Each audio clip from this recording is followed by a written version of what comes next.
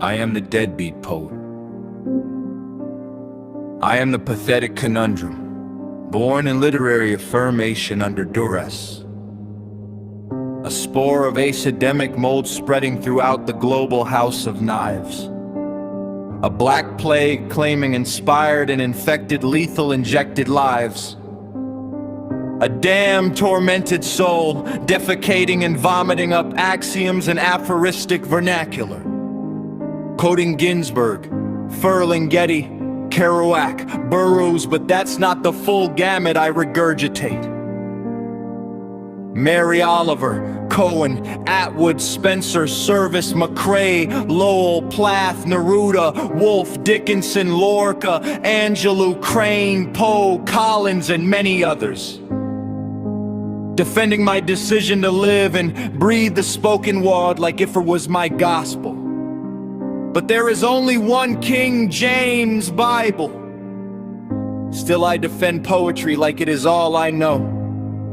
And sincerely speaking, the angst that is bestowed unto me from years of spending time in books defeats my idiosyncrasies regarding my knowledge and appreciation for a powerful yet poignant verse of poetic rhetoric plausible to redirect an asteroid. Heading towards worst, causing the artist but not me to save the planet, landing back on Earth from Mars with a giant shockwave, landing with the might of 20,000 eagles brooding over the devastation of another lost home. Rambling onward and inward, imploding then exploding, breath after breath. In a metronome-timed insurrection, I am a deadbeat literary buckaroo. I am a deadbeat literary buckaroo.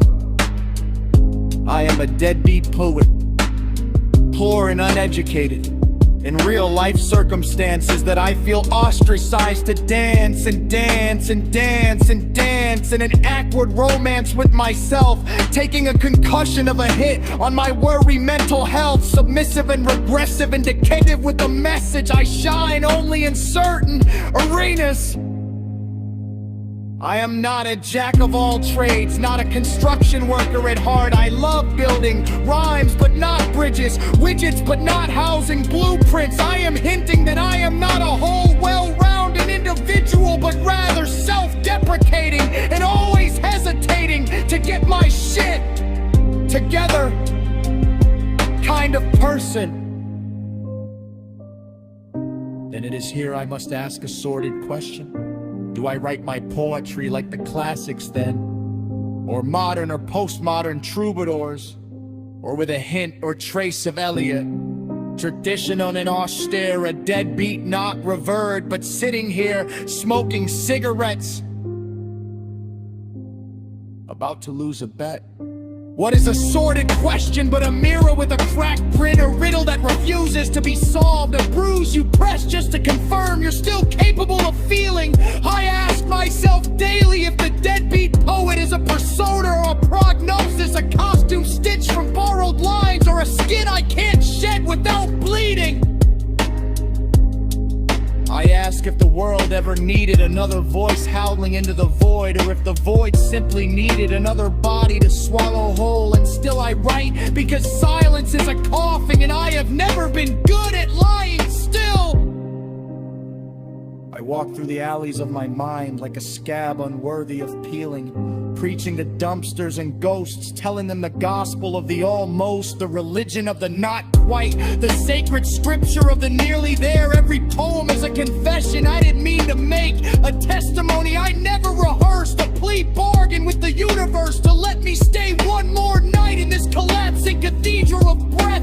Ink stains my fingers like a crime I can't wash off, and maybe that's the point, to be marked by the thing you love, even when it refuses to love you back. That would explain my turtle finch scars, enamored with my neck. Some nights I dream of being whole, a person with edges that meet cleanly, a life that doesn't leak through the seams, but morning always arrives with its unpeaked blows and unmade promises. It's coffee mugs, and its relentless reminder that I am a poet first and a functioning adult somewhere near last place. Smiling. I trip over my own expectations, spill metaphors across the floor and sweep them into stanzas, because that's the only way I know how to tidy up my existence. Call it survival, call it art that farts, call it whatever keeps me breathing. 7. I have loved and lost and loved again in the wrong direction, chasing constellations that were never mine, mapping galaxies on people who were only passing through.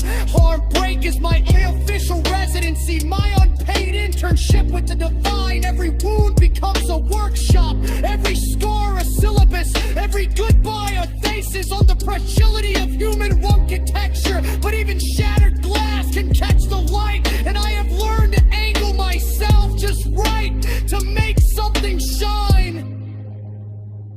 I am the deadbeat poet because I refuse to die quietly, refuse to let the world decide what is worthy of breath. I am the pathetic conundrum because I contain multitudes and contradictions and